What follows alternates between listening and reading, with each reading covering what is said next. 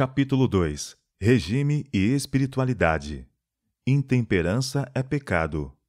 Ninguém que professe piedade considere com indiferença a saúde do corpo, iludindo-se com o pensamento de que a intemperança não é pecado e não afeta a espiritualidade. Existe íntima correspondência entre a natureza física e a natureza moral. Quanto a nossos primeiros pais, o desejo imoderado trouxe em resultado a perda do Éden. A temperança em todas as coisas tem mais que ver com nossa restauração no Éden do que os homens o imaginam. A transgressão da lei física é transgressão da lei de Deus. Nosso Criador é Jesus Cristo. Ele é autor de nosso ser. Criou a estrutura humana. É o autor das leis físicas, assim como da lei moral. E o ser humano que se descuida, que descura dos hábitos e práticas atinentes à sua saúde e vida física, peca contra Deus. Muitos que professam amar a Jesus Cristo não mostram a devida reverência e respeito por aquele que deu sua vida para salvá-los da morte eterna. O Senhor não é reverenciado, nem respeitado, nem reconhecido. Isto é evidente pelo dano causado a seus próprios corpos em violação das leis de seu ser.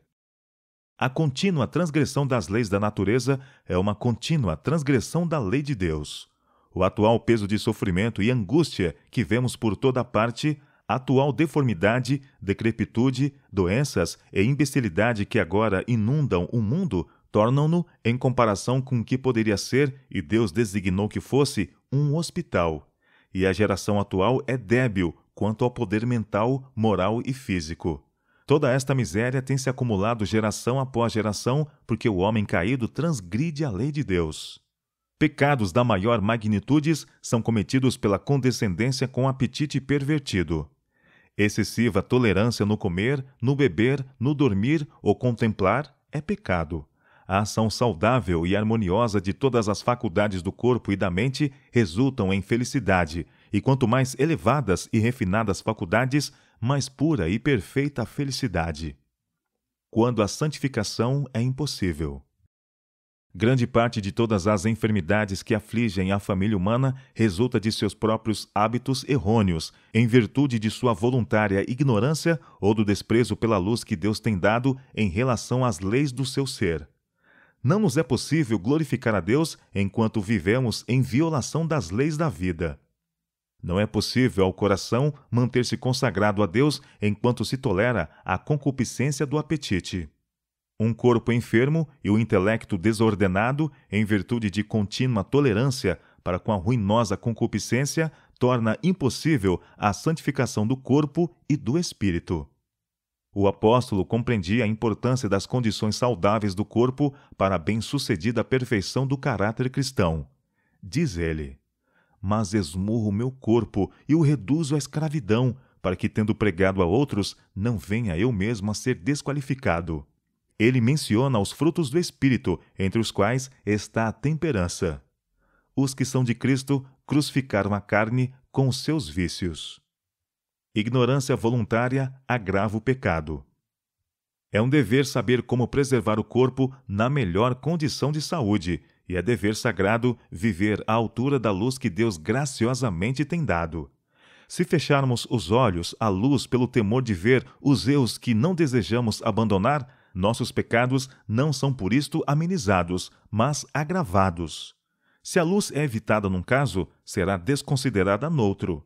Tão pecado é violar as leis de nosso ser como quebrar um dos 10 mandamentos, pois não podemos, num caso, como no outro, deixar de quebrantar a lei de Deus. Não podemos amar o Senhor de todo o nosso coração, de toda a nossa alma e de todo o nosso entendimento e com todas as nossas forças, enquanto estivermos amando nosso apetite, nossos gostos, mais do que amamos o Senhor. Estamos diariamente reduzindo nossa força para glorificar a Deus, quando é certo que Ele reclama toda a nossa força, todo o nosso entendimento. Mediante nossos hábitos errôneos, estamos debilitando o sustentáculo de nossa vida e, no entanto, professando ser seguidores de Cristo, preparando-nos para o toque final da imortalidade. Meu irmão e minha irmã, tendes uma obra a fazer que ninguém pode fazer por vós. Despertai de vossa letargia, e Cristo vos dará vida. Mudai vosso modo de viver, de comer e de beber, e vosso sistema de trabalho.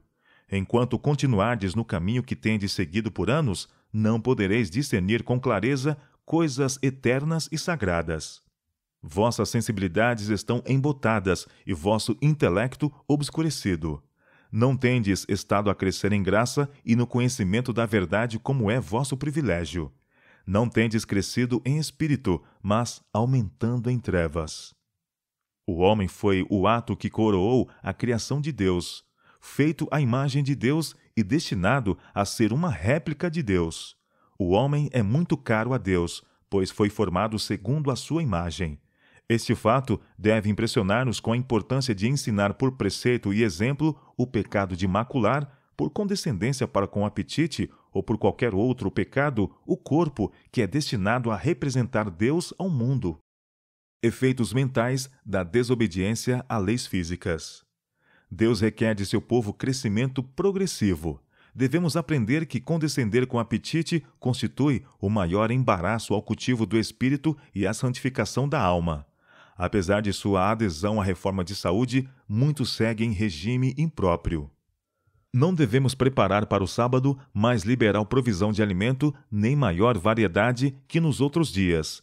Em lugar disto, a comida deve ser mais simples e menos se deve comer, a fim de a mente estar mais clara e vigorosa para compreender as coisas espirituais. Um estômago abarrotado quer dizer um cérebro pesado. As mais preciosas palavras podem ser ouvidas e não apreciadas devido à mente estar confusa por uma alimentação imprópria. Comendo demais no sábado, muita gente faz mais do que julga para se tornar incapaz de receber o benefício de suas sagradas oportunidades. Tem-se-me mostrado que algumas de nossas reuniões campais estão longe de ser o que Deus deseja que sejam. O povo vem despreparado para a visitação do Espírito Santo de Deus.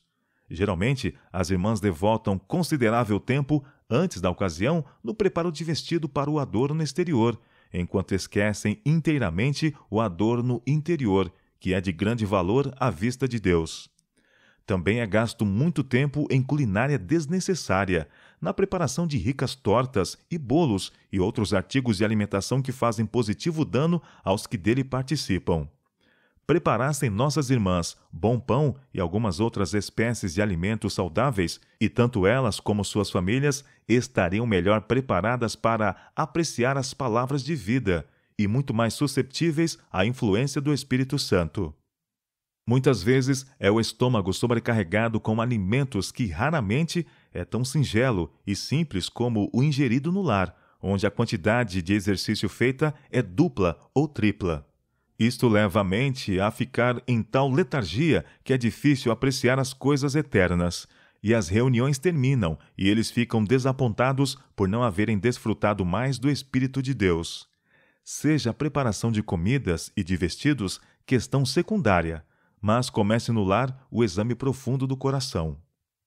Efeitos sobre a apreciação da verdade. Necessitais de mente clara, enérgica, a fim de apreciar o exaltado caráter da verdade, apreciar a expiação e dar a devida estimativa às coisas eternas.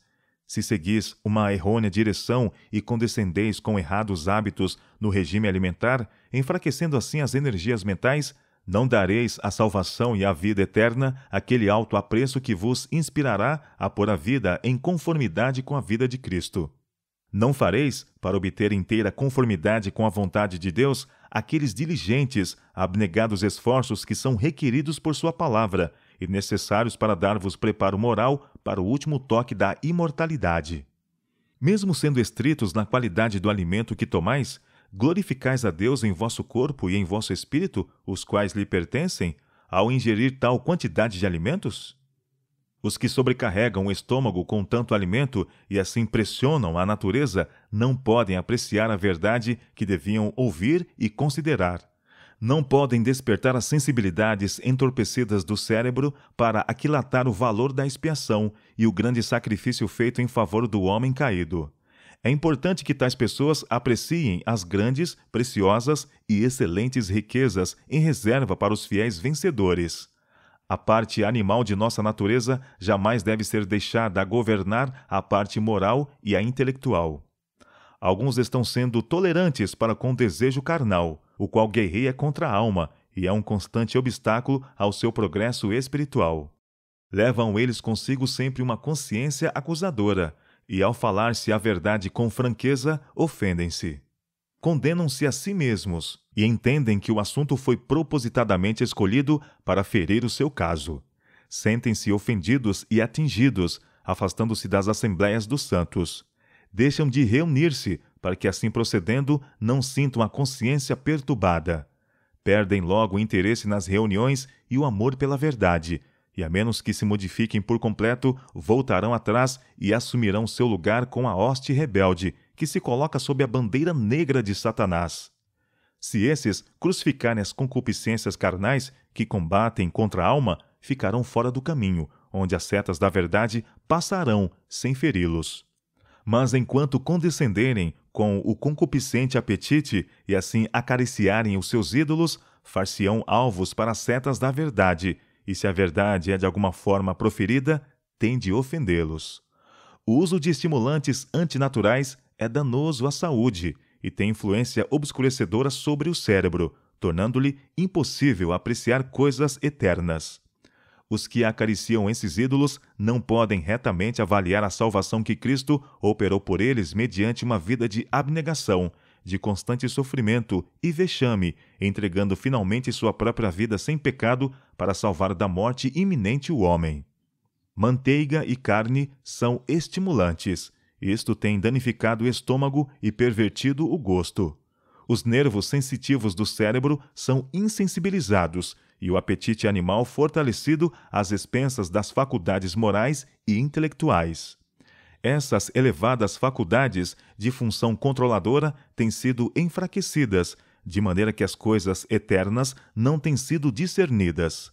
A paralisia tem entorpecido o que é espiritual e devocional. Satanás tem triunfado por ver quão facilmente pode ele vencer pelo apetite e controlar homens e mulheres de inteligência, destinados pelo Criador para fazer uma boa e grande obra. Efeitos sobre o discernimento e a decisão. Tudo que nos diminui a força física enfraquece a mente e a torna menos capaz de discernir entre o bem e o mal. Ficamos menos aptos para escolher o bem e temos menos força de vontade para fazer aquilo que sabemos ser justo. O mau uso de nossas forças físicas abrevia o período de tempo em que nossa vida pode ser usada para a glória de Deus e nos incapacita para cumprir a obra que Deus nos deu para fazer. Aqueles que, tendo tido luz sobre a questão de comer e vestir-se com simplicidade, em obediência às leis morais e físicas, ainda deixam a luz que lhes indica o dever, fugirão ao seu dever em outras coisas. Por fugirem à cruz que deviam assumir, a fim de estar em harmonia com a lei natural, maculam a consciência e, por evitar descrédito, violarão os 10 mandamentos. Há da parte de alguns decidida indisposição em suportar a cruz, desprezando a afronta. Os que acarretam enfermidade sobre si, por satisfazerem ao apetite, não têm corpo e mente saudáveis. Não podem pesar as evidências da verdade, nem compreender os reclamos de Deus. Nosso Salvador não estenderá tão baixo o seu braço para erguê-los de seu degradante estado, enquanto persistirem em prosseguir num caminho que os conduzirá cada vez mais baixo. De todos, se requer que façam o que puderem para preservar sadio o corpo e saudável a mente. Se satisfizerem ao vulgar apetite, obliterando assim suas sensibilidades e entorpecendo suas faculdades perceptivas, de maneira que não possam apreciar o exaltado caráter de Deus ou deleitar-se no estudo de sua palavra, podem estar certos de que Deus não aceitará sua oferta indigna mais depressa do que aceitou a de Caim. Deus reclama deles que se purifiquem de toda a impureza da carne e do espírito, aperfeiçoando a santidade no temor do Senhor. Depois de haver o homem feito tudo em seu poder para garantir a saúde, recusando satisfazer ao apetite e às paixões grosseiras, a fim de possuir mente saudável e imaginação santificada, para que possa fazer a Deus uma oferta em justiça, está então salvo somente pelo milagre da graça de Deus, como a arca esteve salva sobre os vagalhões da tormenta. Noé havia feito tudo o que Deus dele requerera ao preparar a arca. Então Deus fez aquilo que o homem não podia fazer e preservou a arca pelo seu miraculoso poder. O abuso do estômago mediante satisfação do apetite, eis uma pródiga fonte da maioria das provas disciplinares na igreja. Os que comem e trabalham com intemperança e irracionalidade falam e agem irracionalmente. Um homem temperante não pode ser um homem paciente. Não é necessário ingerir bebidas alcoólicas para ser intemperante. O pecado do comer intemperante, do comer com demasiada frequência, do comer demais e alimentos ricos e não saudáveis, destrói a saudável ação dos órgãos digestivos, afeta o cérebro, perverte o juízo, impedindo o pensamento e a ação racionais, calmos e saudáveis. Esta é uma produtiva fonte de provas disciplinares na igreja. Portanto, para que o povo de Deus esteja numa situação aceitável com ele, que lhe permita glorificá-lo no corpo e no espírito, que lhe pertencem, precisa com interesse e zelo negar a satisfação de seus apetites, exercendo temperança em todas as coisas. Então pode ele compreender a verdade em sua beleza e pureza e manifestá-la em sua vida, e mediante uma conduta sábia, judiciosa, correta, evitar de dar aos inimigos de nossa fé qualquer ocasião para desacreditar a causa da verdade. Irmão e irmã G, despertai, eu vos rogo. Não haveis recebido a luz da reforma de saúde e agido com base nela. Se houvesseis restringido o vosso apetite, ter-vos-ei poupado muito trabalho e despesas extras. E o que é de consequência ainda mais vasta, teríeis mantido em reserva para vós mesmo melhor condição de saúde física e maior grau de força intelectual para apreciar verdades eternas. Teríeis cérebro mais claro para pesar as evidências da verdade, e estaríeis melhor preparados para dar a outros a razão da esperança que há em vós. Alguns têm escarnecido desta obra de reforma, dizendo que era desnecessária, que era um excitamento destinado a desviar o espírito da verdade presente. Têm eles dito que o assunto tem sido levado a extremos. Não sabem a respeito do que estão falando. Enquanto homens e mulheres que professam piedade estão enfermos do alto da cabeça à planta dos pés, enquanto suas energias físicas, mentais e morais estão debilitadas pela satisfação do apetite depravado e o trabalho excessivo, como podem eles pesar as evidências da verdade e compreender os reclamos de Deus? Se suas faculdades morais e intelectuais estão obscurecidas, não podem eles apreciar o valor da expiação ou o exaltado caráter da obra de Deus, nem deleitar-se no estudo de sua palavra. Como pode um dispéptico nervoso estar sempre pronto a dar uma resposta a cada pessoa que lhe pergunte a razão da fé que nele há, com temor e mansidão? Quão depressa ele ficaria confuso e agitado, e por sua imaginação enferma seria levado a ver a questão em pauta sob uma luz errônea, e pela falta daquela mansidão e tranquilidade que caracterizam a vida de Cristo, não seria levado a desonrar sua crença quando contendendo com homens irrazoáveis? Considerando a matéria de um elevado ponto de vista religioso, precisamos ser integrais reformadores para ser semelhantes a Cristo. Vi que nosso Pai Celestial nos concedeu a grande bênção da luz sobre a reforma de saúde, para que possamos atender aos reclamos que Ele tem sobre nós e glorificá-lo em nosso corpo e espírito, os quais lhe pertencem, e finalmente estar sem mancha diante do trono de Deus. Nossa fé requer de nós que elevemos a norma e avancemos. Enquanto muitos põem em dúvida a conduta de outros reformadores de saúde, como homens razoáveis deviam fazer alguma coisa por si mesmos. Nossa raça está em deplorável condição, sofrendo toda sorte de enfermidades. Muitos herdaram doenças e são grandes sofredores em virtude de hábitos errôneos de seus pais. E, no entanto, seguem em relação a si mesmos e a seus filhos o mesmo errôneo caminho que seus pais seguiram para com eles. São ignorantes no que respeita a si mesmos, são enfermos e não sabem que seus próprios hábitos errôneos lhes causam imenso sofrimento. Poucos há, entretanto, que são suficientemente despertos para compreender quanto de seus hábitos dietéticos tem a ver com sua saúde, seu caráter, sua utilidade neste mundo e seu destino eterno. Vi que é dever dos que têm recebido a luz do céu e têm experimentado os benefícios de nela andar, demonstrar maior interesse pelos que estão ainda sofrendo por falta de conhecimento. Os guardadores do sábado, que estão à espera do breve aparecimento do seu Salvador, devem ser os últimos a manifestar falta de interesse nesta grande obra de reforma. Homens e mulheres devem ser instruídos, e pastores e povo devem sentir o fardo da obra que sobre eles repousa, de agitar o assunto e com veemência levá-lo a outros.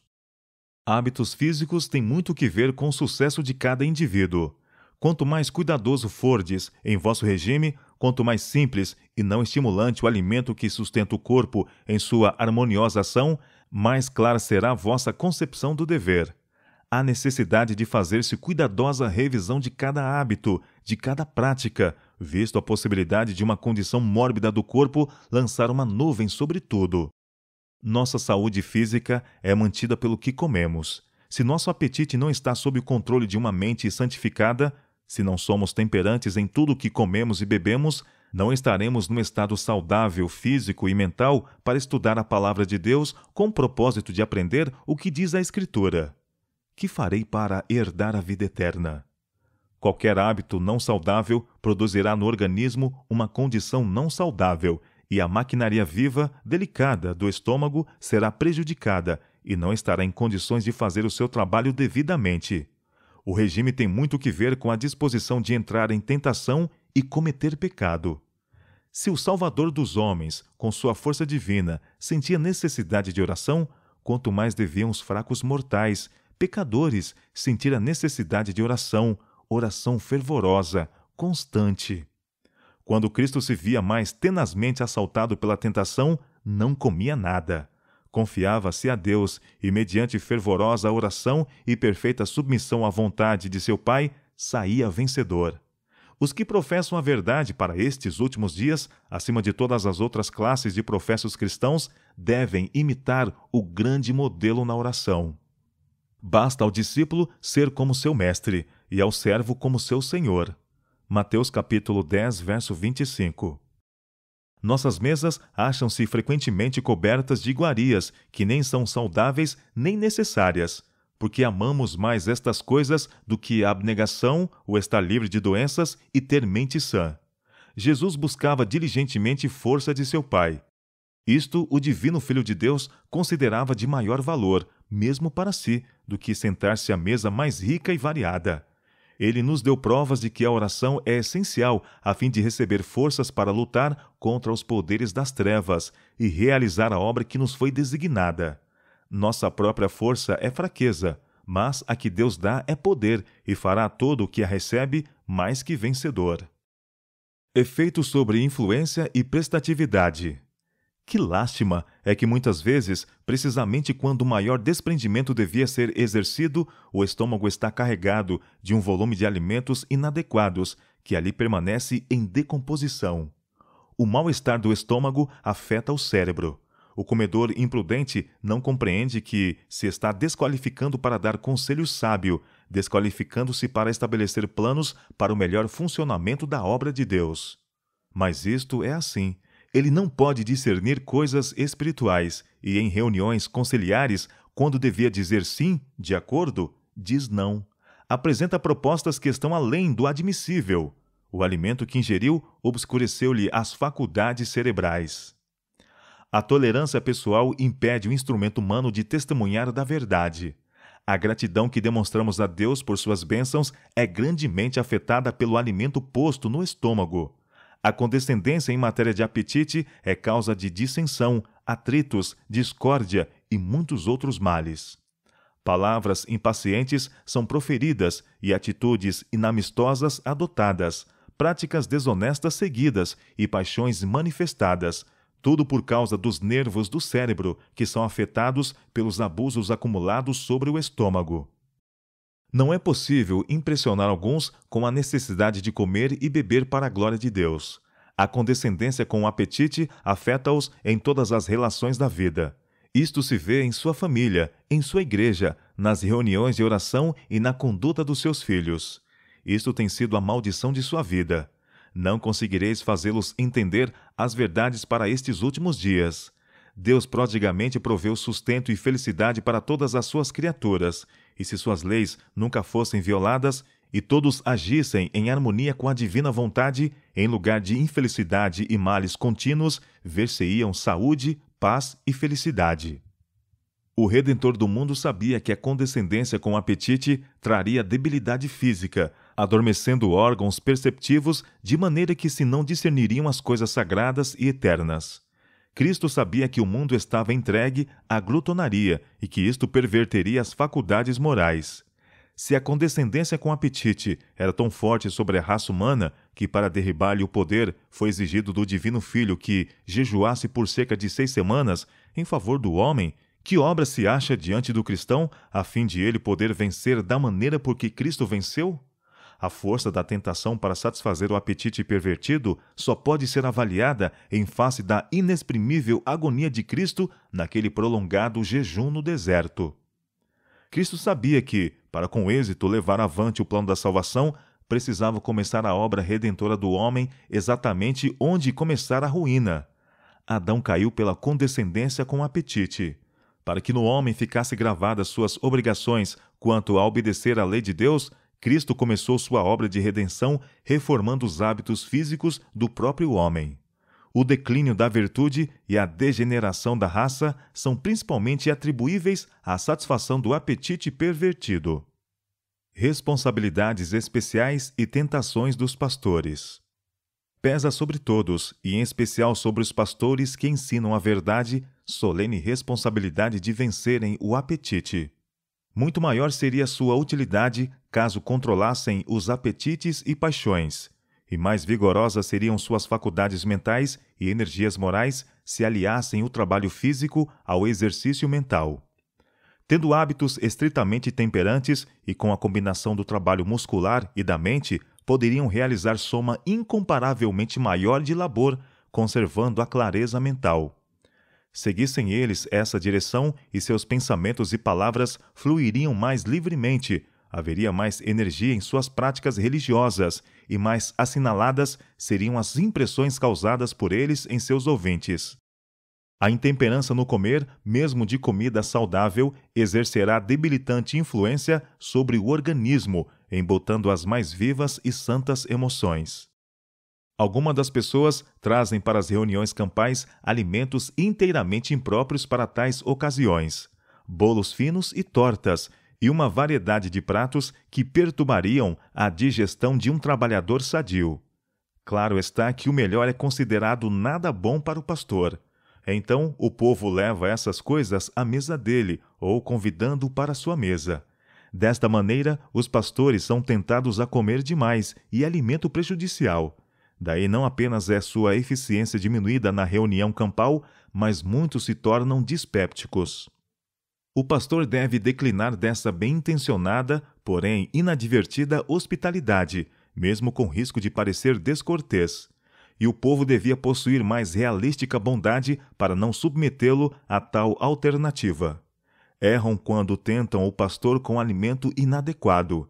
Preciosos talentos têm se perdido para a causa de Deus, e muitos, ainda em vida, são privados de metade do vigor e força de suas faculdades. Os pastores, mais que qualquer outros, devem economizar a força do cérebro e dos nervos. Devem evitar todo alimento ou bebida cuja tendência seja irritar ou excitar os nervos. O excitamento será seguido pela depressão. Excessiva tolerância anuviará a mente e tornará confuso e difícil o pensamento.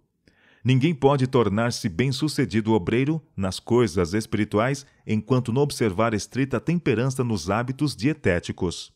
Deus não pode deixar que seu Espírito Santo repouse sobre os que, embora sabendo que devem comer para ter saúde, persistem numa conduta que enfraquecerá o corpo e a mente. Fazei tudo para a glória de Deus. Por inspiração do Espírito de Deus, Paulo, o apóstolo, escreve que tudo o que fizerdes, mesmo o ato natural de comer ou beber, deve ser feito não para satisfazer ao apetite pervertido, mas sob o senso da responsabilidade de fazer tudo para a glória de Deus. Cada parte do homem deve ser guardada. Devemos estar atentos. Não suceda que o que levamos para o estômago expulse da mente pensamentos altos e santos. Não tenho o direito de fazer o que desejo? Perguntam alguns, como se estivéssemos procurando privá-los de um grande bem, quando lhes apresentamos a necessidade de comer com inteligência, conformando todos os hábitos com as leis que Deus estabeleceu. Há direitos que pertencem a cada indivíduo. Temos uma individualidade e uma identidade que é nossa própria. Ninguém pode submergir sua identidade na de outrem. Todos precisam agir por si mesmos, de acordo com os ditames de sua própria consciência.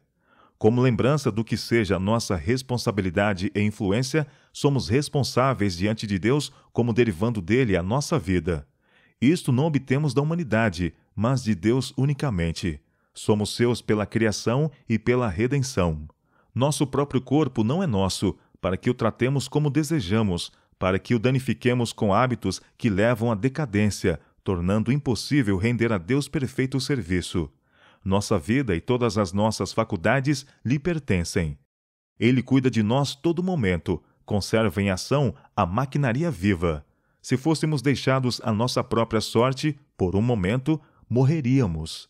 Somos totalmente dependentes de Deus. Grande lição é aprendida quando compreendemos nossa relação para com Deus e a de Deus para conosco. As palavras: "Não sois de vós mesmos, pois fostes comprados por preço", devem estar penduradas na parede da sala da memória, a fim de podermos sempre reconhecer o direito de Deus sobre nossos talentos, nossas posses, nosso eu individual. Devemos aprender como tratar este dom de Deus na mente, na alma e no corpo, para que, como propriedade adquirida por Cristo, possamos render-lhe serviço agradável. Vossa vereda foi iluminada com relação à reforma de saúde e ao dever que repousa sobre o povo de Deus nestes últimos dias, de exercer temperança em tudo. Vi que vos encontráveis entre aqueles que ficariam para trás quanto a ver luz e a corrigir vossa maneira de comer, beber e trabalhar. À medida que a luz da verdade for aceita e seguida, operará inteira reforma na vida e no caráter de todos os que forem santificados por ela. Relação para com a vida vitoriosa.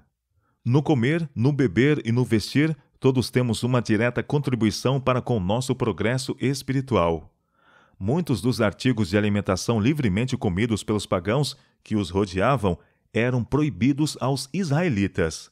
Não era que fosse feita nenhuma distinção arbitrária. As coisas proibidas eram nocivas, e o fato de serem declaradas imundas ensinava a lição de que as comidas prejudiciais são contaminadoras. Aquilo que corrompe o corpo tende a contaminar a alma, incapacita o que o usa para a comunhão com Deus, torna-o inapto para o serviço elevado e santo. O Espírito de Deus não pode vir em nosso auxílio e assistir-nos no aperfeiçoamento do caráter cristão enquanto estivermos sendo condescendentes para com o apetite em prejuízo da saúde e enquanto o orgulho da vida domina. Todos os que são participantes da natureza divina escaparão à corrupção que pela concupiscência há no mundo. É impossível aos que pactuam com o apetite alcançar a perfeição cristã. Isto é verdadeira santificação. Não é meramente uma teoria, uma emoção ou uma forma de expressão, mas um princípio vivo, ativo, permeando a vida diariamente. Requer que nossos hábitos no comer, beber e vestir sejam de tal modo asseguradores da saúde física, mental e moral que possamos apresentar nossos corpos ao Senhor não como oferta corrompida por maus hábitos, mas como um sacrifício vivo, santo e agradável a Deus. Nossos hábitos no comer e no beber mostram se somos do mundo ou se estamos entre aqueles a quem o Senhor, com sua poderosa cunha da verdade, separou do mundo. É a intemperança no comer que torna precária a saúde de tantos, roubando a Deus a glória que lhe é devida. Por deixarem de negar-se a si mesmo, muitos dentre o povo de Deus são incapazes de atingir a elevada norma de espiritualidade que ele colocou diante deles, e embora se arrependam e se convertam, toda a eternidade testificará da perda sofrida por se haverem rendido ao egoísmo. Quantos se privam das bênçãos mais preciosas que Deus tem em depósito para eles, seja em saúde, seja em dons espirituais. Há muitas almas que reclamam vitórias e bênçãos especiais para que possam fazer alguma coisa apreciável. Para este fim, estão sempre sentindo que lhes é necessário empenhar-se numa exaustiva luta com orações e lágrimas. Quando tais pessoas esquadrinharem as Escrituras com espírito de oração, para conhecer a vontade divina e pô-la em prática de todo o coração, sem reserva alguma nem tolerância de qualquer espécie, encontrarão descanso. Todas as agonias, lágrimas e lutas não lhe produzirão a bênção que anelam. O eu precisa ser totalmente renunciado. Devem fazer a obra que se lhes apresenta, recebendo a plenitude da graça de Deus que é prometida a todos os que a pedem com fé. Se alguém quer vir após mim, negue-se a si mesmo e tome cada dia a sua cruz e siga-me. Lucas capítulo 9, verso 23. Sigamos o Salvador em sua simplicidade e renúncia. O homem do Calvário seja por nós enaltecido pela palavra e por vida santa. O Salvador chega muito perto dos que se consagram a Deus. Se já houve um tempo em que mais necessitamos da operação do Espírito Santo no coração e vida, esse tempo é o presente. Asseguremo-nos este poder divino para termos a força de viver uma vida de santidade e renúncia. Como nossos primeiros pais perderam o Éden em consequência do apetite, nossa única esperança de o reconquistar é por meio da firme negação do apetite e da paixão. A abstinência no regime alimentar e o controle de todas as paixões preservarão o intelecto e darão vigor mental e moral, habilitando o homem a sujeitar todas as suas inclinações ao domínio das faculdades mais elevadas e a discernir entre o direito e o torto, o sagrado e o comum. Todos quantos têm o verdadeiro senso do sacrifício feito por Cristo em deixar seu lar no céu para vir a este mundo, a fim de, pela sua vida, mostrar ao homem como poderia resistir à tentação, alegremente renunciarão ao próprio eu, preferindo ser participantes dos sofrimentos de Cristo. O temor do Senhor é o princípio da sabedoria. Os que vencem como Cristo venceu precisam guardar-se continuamente contra as tentações de Satanás. O apetite e as paixões devem ser restringidos e postos em sujeição ao domínio de uma consciência esclarecida, para que o intelecto seja equilibrado, claras faculdades de percepção, de maneira que as manobras do inimigo e seus ardis não sejam considerados como a providência de Deus. Muitos desejam a recompensa final e a vitória concedidas aos vencedores, mas não estão dispostos a suportar fadiga, privação e renúncia ao próprio eu, como fez o Redentor. É unicamente por meio da obediência e de contínuo esforço que havemos de vencer como Cristo venceu. A força dominante do apetite demonstrar-se-á a ruína de milhares, quando, se houvessem triunfado nesse ponto, teriam tido força moral para ganhar a vitória sobre qualquer outra tentação de Satanás. Os que são escravos do apetite, no entanto, deixarão de aperfeiçoar o caráter cristão. A incessante transgressão do homem, através de 6.000 anos, tem trazido em resultado doença, dor e morte. E à medida que nos aproximamos do fim do tempo, a tentação do inimigo para ceder ao apetite será mais poderosa e difícil de vencer. O que se apega à luz que Deus lhe deu sobre a reforma de saúde tem um importante auxílio na obra de santificar-se pela verdade e estar habilitado para a imortalidade. Relação do regime dietético para com a moral. Corrupção moral nos primeiros tempos. As pessoas que viveram antes do dilúvio comiam alimento animal e satisfaziam seu lúbrico apetite até que o copo de sua iniquidade se completou e Deus purificou a terra de sua poluição moral pelo dilúvio. O pecado tem predominado desde a queda. Enquanto poucos têm permanecido fiéis a Deus, a grande maioria tem corrompido os seus caminhos diante dele. A destruição de Sodoma e Gomorra foi por conta de sua grande impiedade. Eles deram livre curso a seu intemperante apetite, daí as suas paixões corrompidas, até que se haviam rebaixado de tal forma e seus pecados se tornaram tão abomináveis que o copo de sua iniquidade se encheu e eles foram consumidos pelo fogo do céu. Os mesmos pecados que acarretaram a ira de Deus sobre o mundo nos dias de Noé existem em nossos dias. Homens e mulheres hoje levam à glutonaria os seus hábitos de comer e beber. Este predominante pecado, a condescendência para com o apetite pervertido, inflamou as paixões dos homens nos dias de Noé e conduziu à corrupção geral, até que sua violência e crimes chegaram ao céu, e Deus lavou a terra de sua poluição moral através de um dilúvio. Os mesmos pecados de glutonaria e bebedice obliteraram a sensibilidade moral dos habitantes de Sodoma, de maneira que o crime parecia ser o deleite de homens e mulheres dessa cidade ímpia. Cristo assim adverte o mundo. O mesmo aconteceu nos dias de Ló. Comiam, bebiam, compravam, vendiam, plantavam e edificavam. Mas no dia em que Ló saiu de Sodoma, choveu do céu fogo e enxofre, e destruiu a todos. Assim será no dia em que o Filho do Homem se manifestar. Cristo nos deixou aqui a mais importante lição. Não encoraja a indolência em seu ensino. Seu exemplo foi o oposto disto. Cristo era um ardoroso trabalhador. Sua vida foi uma vida de abnegação, diligência, perseverança, atividade e economia.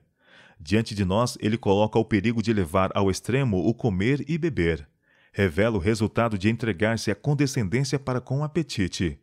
As faculdades morais são debilitadas, de maneira que o pecado não aparece como tal. Fecham-se os olhos ao crime e paixões inferiores controlam a mente, até que a corrupção geral desarraigue os bons princípios e impulsos, e Deus é blasfemado. Tudo isto é resultado do comer e beber em excesso. Esta é a própria condição das coisas que ele declara existirão por ocasião de sua segunda vinda. Homens e mulheres se advertirão? Aceitarão a luz ou se tornarão escravos do apetite e das paixões subalternas? Cristo nos apresenta algo mais elevado com que nos ocuparmos do que meramente com que comemos, o que beberemos ou com que nos vestiremos. Comer, beber e vestir-se são levados a tais excessos que se tornam crime e estão entre os pecados mais em evidência nos últimos dias e constituem um sinal da breve volta de Cristo. Tempo, dinheiro e força, que pertencem ao Senhor, mas por ele confiados a nós, são gastos em superfluidades desnecessárias no vestir e no luxo do apetite pervertido, que reduz a vitalidade e causa sofrimento e decadência. É impossível apresentar a Deus o nosso corpo em sacrifício vivo, quando esse corpo está cheio de corrupção e enfermidade, em virtude de pecaminosa condescendência. Corrupção predominante em virtude do apetite desregrado. Muitos se admiram de que a raça humana se tenha degenerado tanto física, mental e moralmente. Não compreendem que é a violação dos estatutos e leis divinas e a violação das leis da saúde que tem produzido esta triste degenerência. A transgressão dos mandamentos de Deus tem feito com que sua próspera mão seja removida. A intemperança no comer e no beber e a condescendência para com as paixões baixas têm entorpecido as finas sensibilidades, de maneira que as coisas sagradas têm sido postas no mesmo nível que as comuns. Os que se permitem tornar-se escravos de um apetite glutão vão muitas vezes ainda além e se rebaixam na tolerância para com suas corrompidas paixões, as quais foram excitadas pela intemperança no comer e no beber. Dão livre curso às suas paixões aviltantes, até que a saúde e o intelecto sofrem grandemente. As faculdades racionais são, em grande medida, destruídas por maus hábitos. Irregularidade no comer e no beber e a maneira imprópria de vestir torna depravada a mente, corrompe o coração e leva os mais nobres atributos da alma em escravidão às paixões animais. Ninguém que professe piedade se refira com indiferença à saúde do corpo, iludindo-se a si mesmo com o pensamento de que a intemperança não é pecado, nem afeta sua espiritualidade. Há entre a natureza física e a moral íntima relação. A norma de virtude é elevada ou degradada pelos hábitos físicos. O excesso no comer, ainda que seja o melhor alimento, produzirá condições mórbidas dos sentimentos morais. E se o alimento não é o mais saudável, os efeitos serão ainda mais danosos. Qualquer hábito que não promova ação saudável no organismo degrada as faculdades mais altas e mais nobres. Hábitos errôneos no comer e no beber levam a erros de pensamento e de ação.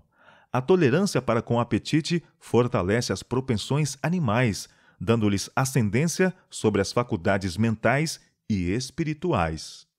Abstende-vos das concupiscências da carne, que combatem contra a alma. É a linguagem do apóstolo Pedro. Muitos admitem esta advertência como aplicando-se apenas aos licenciosos, mas ela tem significado mais amplo.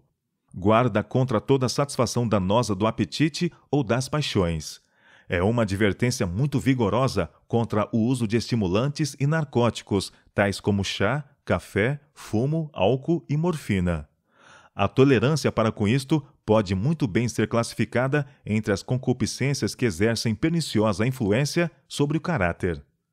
Quanto mais cedo são esses hábitos formados, mais firmemente eles mantêm suas vítimas na escravidão da luxúria e mais seguramente rebaixarão eles a norma de espiritualidade. Necessitais praticar a temperança em todas as coisas. Cultivai as superiores faculdades da mente, e haverá menos força no crescimento animal. É-vos impossível crescer em força espiritual enquanto vossos apetites e paixões não estiverem sob controle.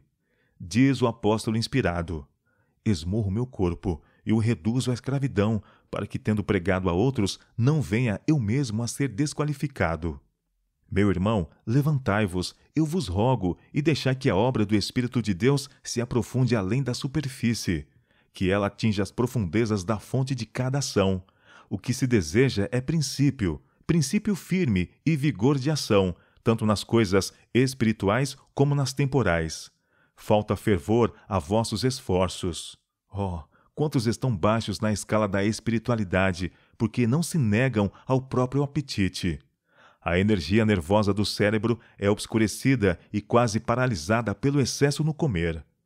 Quando tais pessoas vão aos sábados à casa de Deus, não conseguem conservar os olhos abertos. Os mais ferventes apelos não logram despertar o seu intelecto inerte, insensível. A verdade pode ser apresentada com profundo sentimento, mas não desperta a sensibilidade moral, nem ilumina o entendimento. Tais pessoas têm procurado glorificar a Deus em todas as coisas? Influência de um regime dietético simples. Se todos quantos professam obedecer à lei de Deus estivessem isentos de iniquidade, minha alma sentir-se-ia aliviada. Não o estão, porém. Mesmo os que professam guardar todos os mandamentos de Deus são culpados do pecado de adultério. Que posso eu dizer que lhes desperte as adormecidas sensibilidades? Os princípios morais, estritamente observados, tornam-se a única salvaguarda da alma. Se jamais houvesse tempo em que o regime alimentar devesse ser da mais simples qualidade, esse tempo é agora. Não devemos pôr carne diante de nossos filhos. Sua influência é excitar e fortalecer as mais baixas paixões, tendo a tendência de amortecer as faculdades morais. Cereais e frutas, preparados sem gordura e no estado mais natural possível, devem ser o alimento para as mesas de todos os que professam estar se preparando para a trasladação ao céu. Quanto menos febricitante o regime, tanto mais facilmente podem as paixões ser dominadas. A satisfação do paladar não deve ser consultada, sem consideração para com a saúde física, intelectual ou moral. A condescendência com as paixões inferiores levará muitíssimos a fechar os olhos à luz, pois temem ver pecados que não estão dispostos a abandonar. Todos podem ver, se quiserem. Caso prefiram as trevas em vez da luz, nem por isso será menor a sua culpa. Por que não leem os homens e mulheres, tornando-se mais versados nessas coisas que tão decididamente afetam sua resistência física, intelectual e moral? Deu-vos Deus uma habitação para que dela cuideis, e a conserveis nas melhores condições para seu serviço e sua glória. A temperança ajuda no controle moral. Vosso alimento não é daquela simples e saudável qualidade que produziria a melhor espécie de sangue. Sangue impuro embota seguramente as faculdades intelectuais e morais, despertando as paixões mais baixas de vossa natureza e fortalecendo-as. Nenhum de vós pode permitir-se um regime febricitante, pois o faria às expensas da saúde do corpo e da prosperidade de sua própria alma e da dos filhos. Colocai sobre a vossa mesa alimentos que sobrecarregam os órgãos digestivos, excitam as paixões animais e debilitam as faculdades morais e intelectuais.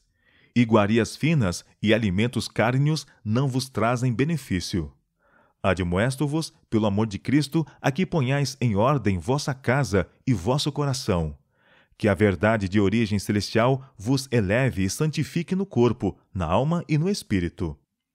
Exorto-vos como peregrinos e forasteiros que sois, a vos absterdes das paixões carnais que fazem guerra contra a alma. Irmão G, vosso hábito alimentar tem a tendência de fortalecer as paixões inferiores. Não controlais o corpo, como é de vosso dever, a fim de aperfeiçoar a santidade no temor de Deus. A temperança no comer deve ser praticada antes que chegueis a ser um homem paciente. O mundo não deve ser regra para nós.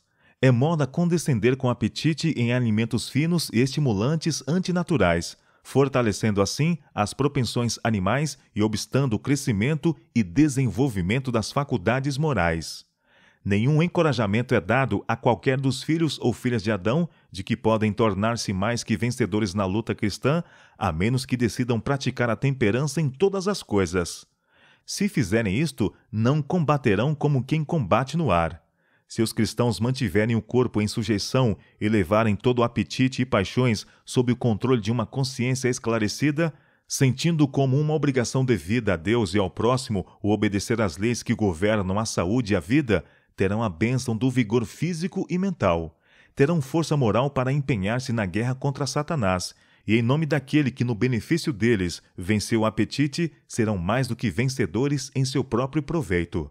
Esta luta está aberta a todos os que nela se empenham.